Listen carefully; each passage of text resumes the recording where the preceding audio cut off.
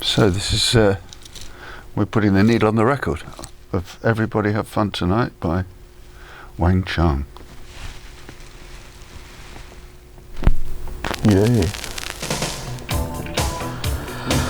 So what do you remember about this, Nick? This riff. Yeah. I think I subconsciously stole that from Freeze, All Right Now, the bass line. Interesting reference. I never realised that. Yeah. That's good. I heard it the other day and Yeah. thought, oh God, that's where it came from. Yeah. You know, that's the bass line. Of course it is.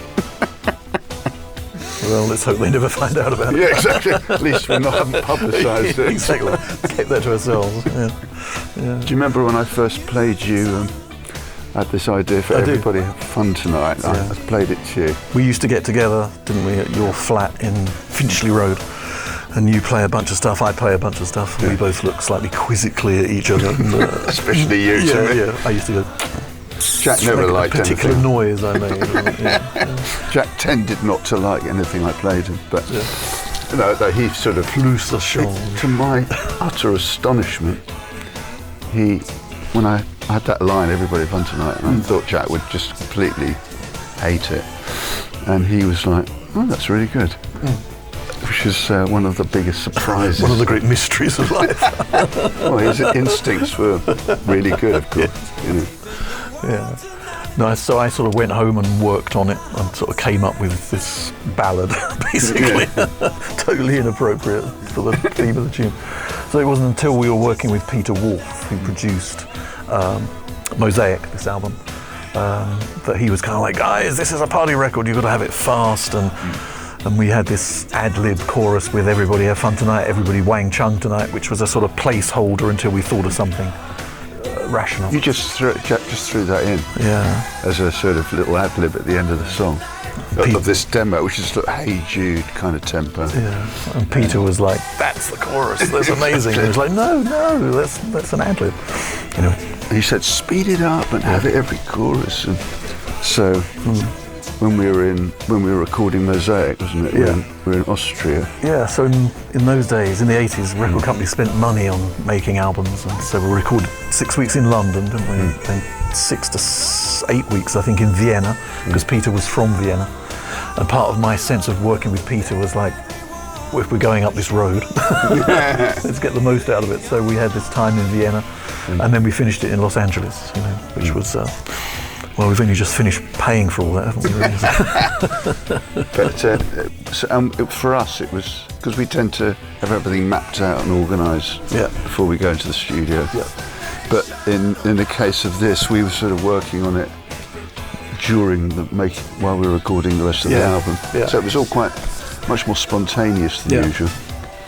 So and all the brass parts were done by an Austrian brass section, weren't they? They sound like they're LA funk masters, but they're actually Viennese Oompa band. Yes. But then we had a lot of when we were in LA, we had all those sort of top-notch backing singers on it. Absolutely. Yeah, Saida was singing, wasn't he? Saida Garrett, who at that time was working with Michael Jackson and had written Man in the Mirror for him, and she was totally happening, wasn't she? A wonderful girl. Probably still is. And then in fact, we actually re-recorded it more later, didn't we? Yeah. To have our own version of it. Yeah. It was so accurately like the original. Yeah. We had Miss Baby Salah singing for us there. She was also a genius. But we were sort of, it's got used, our re-records got used, you know, in all sorts of big TV shows, and to the point where I think we were sort of some of those backing singers who wanted their royalties. Yes. Of like, but that's the original. No. We should be paid. You know, No. But it's sort of Peter's advice was good, wasn't it? It was good. Yep. It was a fun record to make, wasn't it? Or was it? I don't know. But it was never fun, really, was it? Never had any Music's fun. not fun. I always say that to my kids. They laugh, but you know. So it seems to have finished.